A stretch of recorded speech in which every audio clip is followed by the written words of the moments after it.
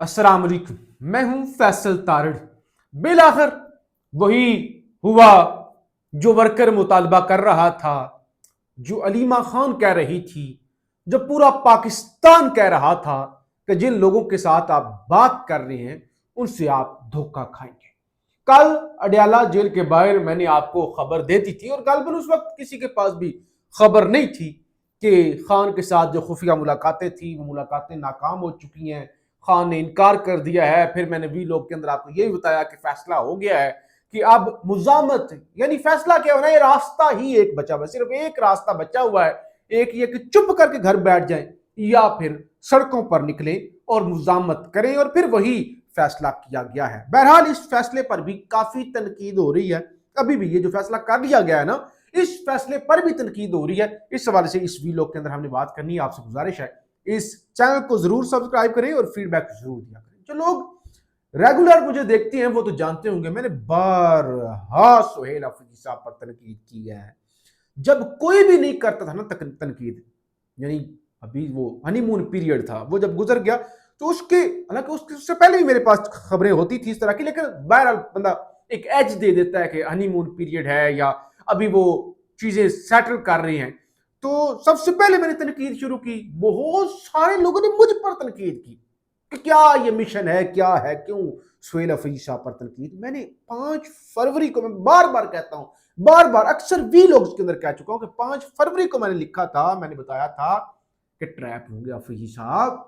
अफरीदी साहब, आपकी उम्र 35 साल है, आप पहली दफा एमपीए बने हैं, आप पहली दफा वज़ीर आला बने हैं, आप ट्रैप होंगे। अगर आपको लगता है ना कि इस तरह से बड़े आपसे बड़ा कोई तुरंग खान नहीं आया कि वो बातचीत करके, वो भी फौजी एस्टैब्लिशमेंट से जिनका बड़ा तजर्बा है, आप खान को रिहा करवा लेंगे, तो ऐसा नहीं है। आपकी ताकत स्ट्रीट मूवमेंट है, आपकी ताकत आपका मिडिल क्लास होना है, आपकी ताकत ना बिकना, ना किसी से ऐसे फजूल बातचीत करना है। आपकी ताकत अवाम है, आपकी ताकत रावलपिंडी नहीं है। नहीं जी, बात हो रही है, बात हो रही है, अभी कुछ होगा अगले महीने। बात क्या होनी थी, मुलाकातों से भी गए, मुलाकातें क्या होनी थी, इलाज से भी गए। अब बहरहाल अब जो मेरे सामने प्रेस कॉन्फ्रेंस पड़ी हुई है, 5 अगस्त को तहरीक इंसाफ इमरान खान क्रिकेट स्टेडियम पेशावर में पावर शो करेगी। इस पावर शो में वजीर आला सुहेल अफरीदी खिताब करेंगे और इमरान खान की रिहाई तारीख का हतमी ऐलान करेंगे। खुरम जीशान साहब, इस पे उन्होंने लिखा है रिजेक्टेड। वजह क्या है, क्यों? चले देर आए दुरुस्त आए। बिलाखिर अलीमा खान का मौक़िफ़ सच साबित हुआ और अलीमा खान जो कहती थी मुजामत करें, निकलें, और ये कहते थे नहीं स्पॉइलर है, अलीमा खान वीटो कर देती हैं, अलीमा खान ये करती हैं। नहीं, इवन सुहेल अफरीदी साहब की टीम, और अब मीडिया पे आकर कोई नहीं कहता ना, हर कोई गंडापुर तो नहीं होता जो कहे कि अलीमा खान एमआई की एजेंट है। मतलब अंदर खाते तो सारे ही कहते थे ना कि यार अलीमा खान, पता तो है आपको अलीमा खान का, अलीमा खान जो करती है। और यार एक तो अलीमा खान नहीं कुछ बनने दे रही, एक तो अलीमा खान टांग अड़ाती है। अब जो है वो जलसा होगा और जलसे के अंदर लाहेमल दिया जाएगा। अब वर्कर इस पे भी नाराज है, क्योंकि देखिए अंदर की खबर क्या है, अंदर की खबर ये है कि कुछ लोग तो खैर मुखालफत कर रहे थे इसकी भी कि अभी बस बात दोबारा कुछ चैनल खोलें, दोबारा तरला मिन्नती करें, चुप करके घर बैठे हुकूमत चलाएं। बहरहाल अब वर्कर इस पे नाराज है कि 5 अगस्त को आप जलसा करेंगे, जब इमरान खान साहब को 3 साल हो जाएंगे, उसके बाद आप इंतजार करेंगे गर्मियां गुजरने का। क्योंकि देखिए अंदर की खबर यह है कि इंतजार किया जाएगा, हल्की फुल्की कोई मूवमेंट चलाई जाएगी और सर्दियां आने का, जरा मौसम खजां जिसको बोलते हैं, वो आने का इंतजार किया जाएगा ताकि फिर लॉन्ग मार्च जो है ना वो किया जाए। भाई भारत, मेरी बात सुने, ये जो भारत है उसका और पाकिस्तान का टेम्परेचर एक जैसा है। जाहिर है पहले एक ही मुल्क था, एक जैसा माहौल, एक जैसी मूनसून, एक जैसी गर्मी, एक जैसी सर्दी।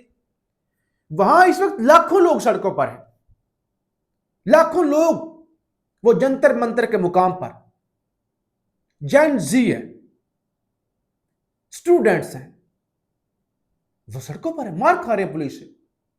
लिहाजा इनकलाब लाना हो, अगर मुल्क के अंदर तब्दीली लानी हो, चेंज लाना हो, तो चेंज कौन सा मौसमों का मोहताज होता है। देखिए खुदा ना करे किसी के घर में भी फौतगी हो जाए, किसी के घर में भी फौतगी हो जाए, क्या फौतगी ये देखती है, फौतगी क्या ये देखती है کہ نہیں آج بارش ہے، نہیں آج دھوپ بہت زیادہ ہے، آج ٹیمپریچر 50 پہ ہے، آج دھند بہت زیادہ ہے. بھائی ایک انہونی ایک ناگہانی چیز آپ کے ساتھ ہو گئی نا، پھر وہ موسموں کی محتاج تو نہیں ہوتی. لہٰذا پاکستان لٹ چکا، برباد ہو چکا پاکستان.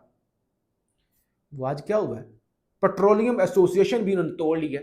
وہ جو ڈیلر ایسوسی ایشن تھی، 2 گروپ بن گئے. ایک کہتا ہے احتجاج کریں گے، ایک کہتا ہے نہیں ابھی 2 ہفتوں کا ٹائم دیتے ہیں.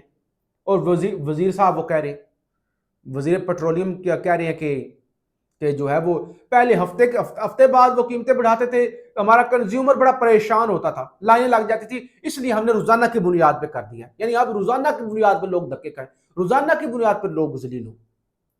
لہٰذا وہ تو آپ کو ذلیل کر رہے ہیں، وہ تو آپ کو چھتر مار رہے ہیں. بہرحال اب لوگ تنقید کر رہے ہیں کہ یہ آپ ابھی بھی لالی پاپ دے رہے ہیں، ابھی بھی آپ جو ہے نا آپ نے تماشا لگایا ہوا ہے.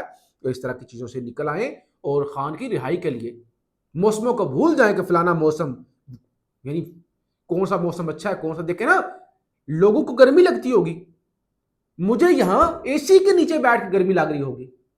جو ابھی مجھے آپ لوگ دیکھ رہے ہیں، کوئی گھر پہ چارپائی پہ لیٹا ہوگا، کوئی باہر ہوگا، کوئی اوورسیز ہوگا، کوئی گاڑی چلا رہا ہوگا، آپ کو بھی گرمی لگ رہی ہوگی.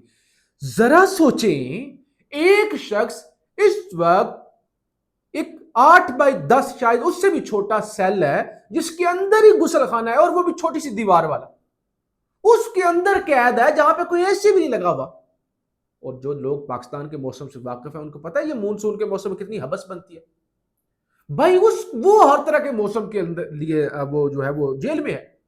یہاں موسم ٹھنڈا ہوگا تو لانگ مارچ ہوگا.